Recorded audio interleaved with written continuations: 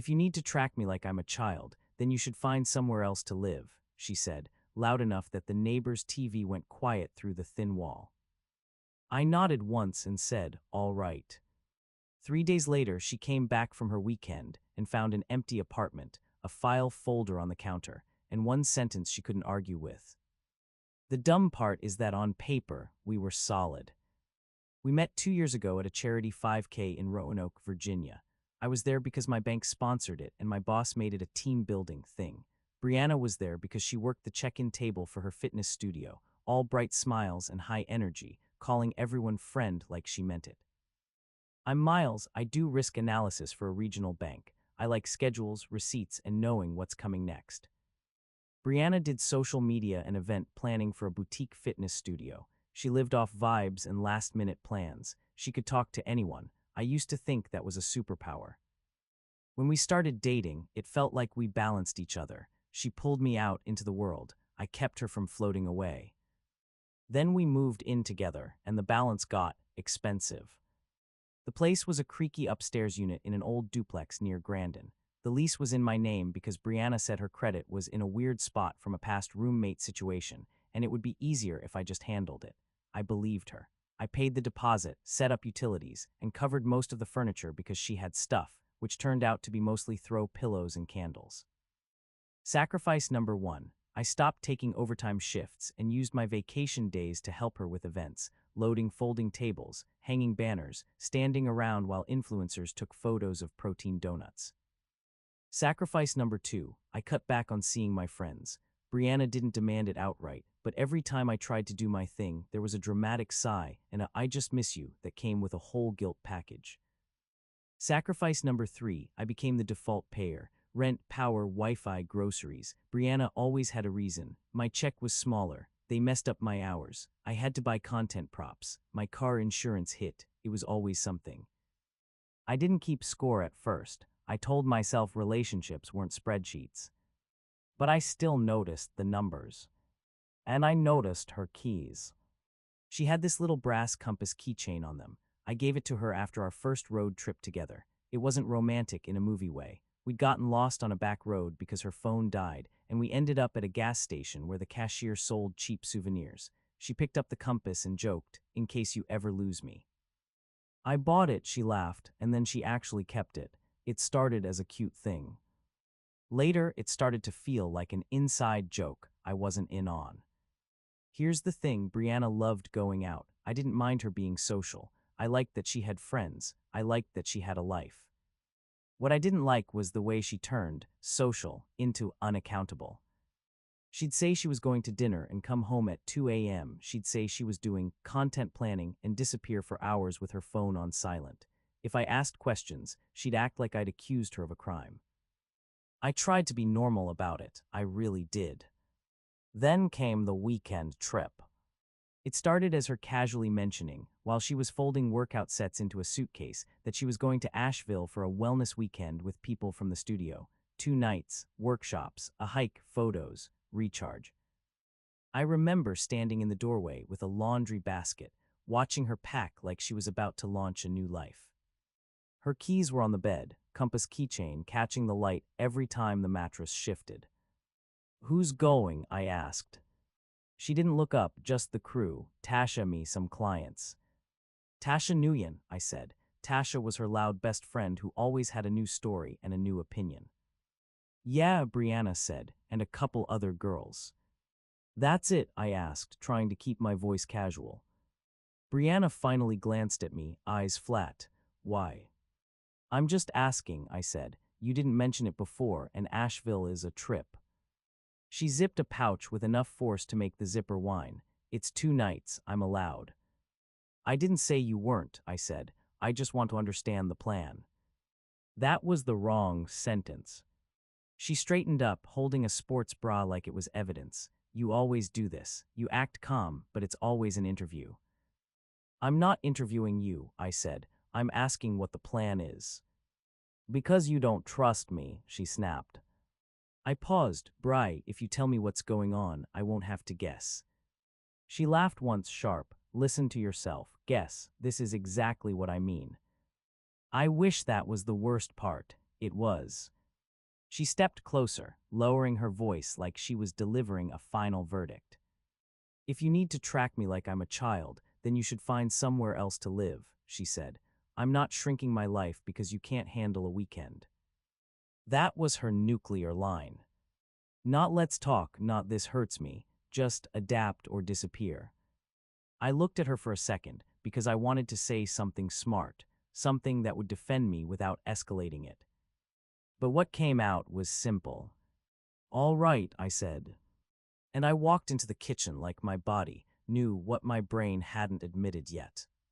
She took that all right as surrender, like I'd finally accepted my role, quiet boyfriend at home while she lived her real life. That night she was almost sweet, like she'd won. The next morning she left for work humming, kissed my cheek, and reminded me to water her plants. That's when I realized she truly didn't think there would be consequences. And then the receipt landed in my lap without me even reaching for it.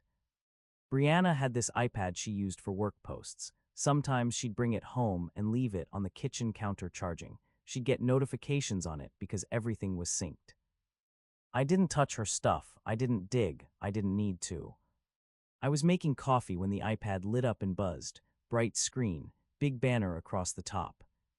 Reservation confirmed. King Suite, the Biltmore Ridge Hotel. Under it, guest Dylan Prout. And beneath that, in smaller text, 2 adults. Dylan Prout was one of the trainers at her studio. He was always in her comments on Instagram, calling her fire and queen. Brianna said it was engagement and told me not to be weird about it. My hand froze on the coffee scoop. Then another notification popped up right after, like the universe wanted to make sure I didn't miss it. Splitwise Asheville weekend, Brianna added you. Added you. Not me, not Miles, not my account. Brianna's account had you as the person being added to the weekend group. Except the email preview under it showed the members: Tasha Nguyen, Kendra Sloan, Dylan Prout, and Trevor Lane. Trevor Lane was her ex, the one she swore was ancient history, the one who wasn't even like that. I stood there staring at the screen, feeling this weird calm spread through me like cold water. No hacking, no snooping, no dramatic confrontation. Just a screen that lit up in my kitchen and told the truth. I didn't take a picture, I didn't need to, I clicked nothing. I only did one thing, I wrote it down. Date, time, what it said. Then I sat at my small kitchen table and finished my coffee like my life hadn't just snapped into a different shape. Here's the part people always want, the blow-up. I didn't do it. When Brianna came home that evening, she was in a good mood, like the fight had boosted her. She kissed me, told me about a client who cried during a spin class, and asked if I could help her choose outfits for Asheville. I let her talk. I nodded in the right places. And in my head, I started making a list. Because once you see it clearly, you have 2 choices: beg or move. Begging wasn't my style. That night while she showered, I opened my laptop and did the most unromantic thing a guy can do in a breakup. I opened a new checking account at a different bank. I moved my direct deposit over. I removed Brianna as an authorized user from my credit card. She wasn't supposed to have it, technically, but I'd added her just in case. That was a mistake I fixed in 3 minutes. I changed passwords on everything that was mine: streaming services, phone plan portal, my email recovery options, my work logins, not out of spite, out of common sense. I froze my credit. People think that's paranoid. It's not. It's just what you do when someone who's mad at you knows your birthday. Then I texted my friend Nate Wilkins, who I trusted because he was calm and worked as a paralegal. He wasn't a lawyer, but he knew how to read a lease. Quick question, I wrote. If my lease is only in my name and someone's living with me but not listed, what do I need to do to end things cleanly? He replied 5 minutes later: don't lock them out, don't toss their stuff, give notice to landlord, move your stuff, document everything. If they claim tenant rights, landlord can advise next steps. Keep it boring. Keep it boring. That became my whole strategy. The next morning, Brianna left for Asheville early. She had her suitcase, her gym bag, her tote of skincare, and her keys with that brass compass swinging like a tiny joke. She kissed my cheek again. Don't be weird while I'm gone, she said, half laughing. I won't, I said. And I meant it. As soon as her car pulled away, I called my landlord, Marisol Aguilar. Ms. Aguilar was a no-nonsense woman in her 50s who owned 3 duplexes and treated them like a business, not a hobby. She liked me because I paid on time and fixed small things myself without complaining. Marisol, it's Miles, I said. I need to give notice. I'm ending the month to month. She sighed like she'd heard every version of this story. Okay, 30 days notice, in writing. I can email today and drop a letter, I said. Also, my girlfriend's been staying here, but she's not on the lease. I'm moving out this weekend. I want to make sure I do this properly. There was a pause. Do not lock her out, Marisol said, exactly like Nate. Do not remove her without agreement. You leave, you leave. I'll handle the unit at the end of the month. You understand? Yes, I said. Good, she said. Email me. Take pictures when you're out. That's all I needed. Then I started the 72-hour reset. First, I reserved a small storage unit on the other side of town, month to month, auto pay on my new account. Second, I booked movers for Saturday morning. 2 guys, a truck, 3 hours. I chose a company with decent reviews because I wasn't trying to gamble on my own life. Third, I bought a stack of banker boxes and packing tape. I didn't buy them from a cute stationery place. I bought them from the office supply aisle like a man preparing for a controlled demolition. Fourth, I packed only what was mine. Clothes, my desk, my work monitor, my books, my cookware I'd purchased, the couch I'd paid for. I left behind anything that could start a "you stole it" argument. I wish that was the worst part, realizing how little of the we was actually shared. Fifth, I printed out my lease, my payment history, and a simple inventory sheet. I took photos of the apartment once my stuff was out, walls, floors, closets, everything, time-stamped, stored in a folder. Sixth, I changed the billing on the utilities so they'd end on my move-out date, not to punish her, because they were in my name and I wasn't paying for electricity in a place I didn't live. Seventh, I filed a change of address with USPS. Eighth, I texted Brianna one calm message, hope you got there safe. She replied with a selfie an hour later, sunglasses, big grin, and a caption, reset mode, relieved face. In the background, I could see a man's arm tattooed in a way I recognized from Dylan's Instagram. I didn't respond. Ninth, I did one petty but legal thing, and I'm not going to pretend I didn't enjoy it. Brianna had been using my emergency credit card to pay for little things, including her subscription boxes and a premium app for editing videos. She always said she'd pay me back when her next check hit. So I canceled the card entirely and ordered a new one to my new address. No dramatic gotcha, just a quiet shut-off valve. By Friday night, the apartment looked like I'd never lived there, just bare floors and echo. I slept on an air mattress and woke up Saturday morning to 2 movers carrying my life down the stairs like it was a normal day. When it was done, I drove to my new place, a small 1-bedroom across town, nothing fancy but quiet. I set up my bed, plugged in my phone charger, and sat on the floor eating a gas station sandwich because I didn't own a table yet. I felt lighter. Not happy, not yet, but unstuck. Sunday afternoon, I went back to the old apartment one last time. I left a file folder on the kitchen counter. Inside was a copy of my notice to the landlord, a list of utility shut-off dates, and a simple note.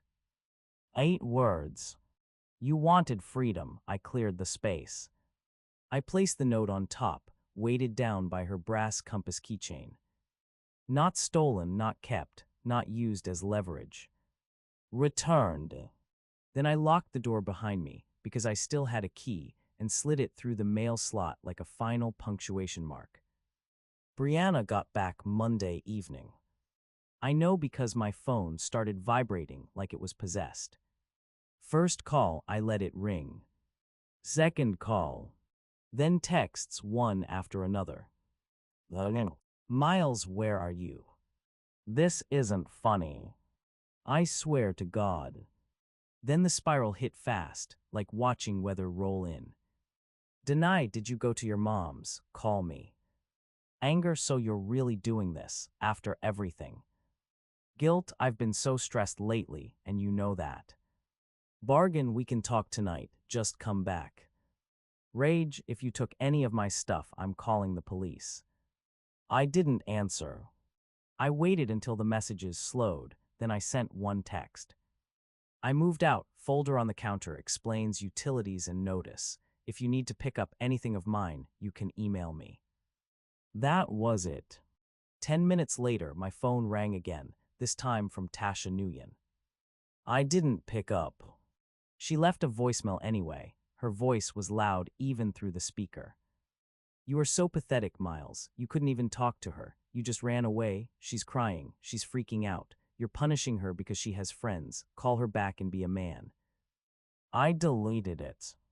Then Kendra Sloan texted me. Kendra was Brianna's older sister, the one who always acted like she was the adult in the room. Brianna says you abandoned her, the text read. If you're having a mental health episode, we can get you help, but you can't just disappear. That one almost made me laugh because it was so clean, so calculated, turned my boundary into a diagnosis. I replied once, politely. I'm safe, I moved out legally, please don't contact me again. Kendra responded with, we'll see. An hour later, Brianna tried the cop's threat for real. She texted, officer said you have to return my stuff. I knew that was either a lie or a misunderstanding because I hadn't taken her stuff, I hadn't removed her, I had removed me. So I replied with facts, the way you do when you're not trying to win an argument, just end one. I didn't take your belongings, my lease was in my name, I gave notice and moved out. Utilities end Friday, the folder explains. If you think you need legal advice, talk to Marisol. No emotion, no insult. Just a dead end. That's when Brianna switched tactics. She emailed me at 2:13 a.m. with the subject line, closure.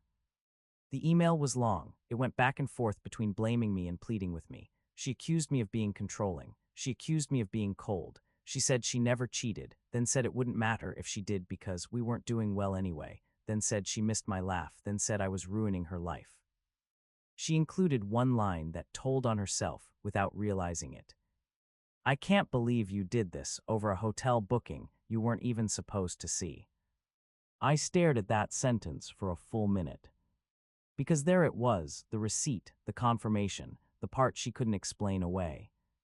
Not that's not what it looks like. Not it was for a friend. Just you weren't supposed to see. I didn't reply. Over the next week, the flying monkeys kept coming. A coworker of hers DM'd me on Instagram telling me Brianna was going through it and I should be kind. Someone left a comment on one of my old Facebook posts calling me emotionally abusive. Brianna posted vague stories about men who can't handle strong women and insecure energy, lots of sad songs, lots of selfies. I blocked her quietly, all platforms, phone, email filtered. Not out of hate, out of peace. The only time I broke my silence was to coordinate one thing, the end-of-month handoff. Marisol emailed both of us a simple message, unit inspection date, key return instructions, and a reminder that only Miles was on the lease. Brianna tried to twist it into drama in her replies. Marisol shut it down with one sentence, this is a business matter, keep emails on topic. I loved Marisol for that. By the time the month ended, Brianna had moved her things out, probably with Tasha's help, judging by the way Tasha kept watching my story views like she wanted a reaction. And then things got quiet. That's when I thought it was over. I was wrong, but only once more. About 6 weeks later, I went to the UPS store near my new place to ship a package for my mom. Nothing dramatic, just returning something she'd accidentally mailed to my old address. I was standing in line, half looking at the wall of tape dispensers, when I heard my name like someone throwing a rock. Miles. I turned, and there she was. Brianna looked put together in the way that takes effort. Hair done, makeup perfect, outfit sharp, like she was going to a meeting where she needed to win. Her eyes were glassy, though, and her smile didn't match her face. In her hand was a set of keys, and on them, swinging like a tiny accusation, was the brass compass keychain. I felt something in my chest, but it wasn't longing. It was more like clarity. She stepped closer, ignoring the fact that we were in a line of strangers trying to mail things. "So this is what you do," she said. "You run, you vanish, you leave a note like you're some kind of hero." A guy behind me cleared his throat like he wanted us to take this outside. I kept my voice low. "Brianna, this isn't the place." She laughed, but it came out shaky. "Oh, now you care about places." "Yeah," I said, "I do." Her expression flickered. "You didn't even ask. You didn't even give me a chance to explain." I held her gaze. "You had a chance. You chose a hotel booking with your trainer and your ex." Her face tightened. "We didn't." I raised a hand slightly, not aggressive, just a stop sign. "I'm not doing a debate." She looked like she wanted to throw something. Instead, she tried softer. "I miss you," she said, like that was supposed to undo math. "That's not my problem anymore," I said. Her jaw clenched. "So what, you think you're better than me now?" I shook my head. "No, I think I'm done." She leaned in, voice dropping. "You made me look stupid." I met her eyes and kept it simple, because simple is harder to twist. "I didn't make you anything," I said. "I just removed myself." For a second, she looked like she might cry. Then the rage tried to cover it. "Fine," she hissed. "Go be alone." I nodded once, already did. She stared at me like she was waiting for more. A speech, a fight, a crack. I didn't give it to her. My package was called to the counter. I stepped forward. Brianna said my name again, quieter this time, almost desperate. "Miles." I turned just enough to be polite. "This is my boundary," I said. "Do not contact me again." Then I faced the counter and slid my package across like that was the only thing happening in my world. Because it was. When I walked out, my hands were steady. The truth is, my life didn't turn into some movie where everything becomes perfect overnight. It got better in small, boring ways. I slept through the night for the first time in months. I stopped flinching when my phone buzzed. My bank account stopped bleeding from little, just this once, expenses. I started cooking again. I started seeing my friends without the guilt fog. I picked up running again, not because I was trying to glow up, but because I liked how it cleared my head. I went on a couple dates, nothing serious, just normal conversations with women who didn't treat honesty like a trap. And sometimes, when I grabbed my keys on the way out, I still remember that little compass and how she joked about me losing her. I didn't lose her. I let her go exactly where she was already headed. If you made it this far, do me a favor, hit like, subscribe, and tell me in the comments what your receipt moment would have been.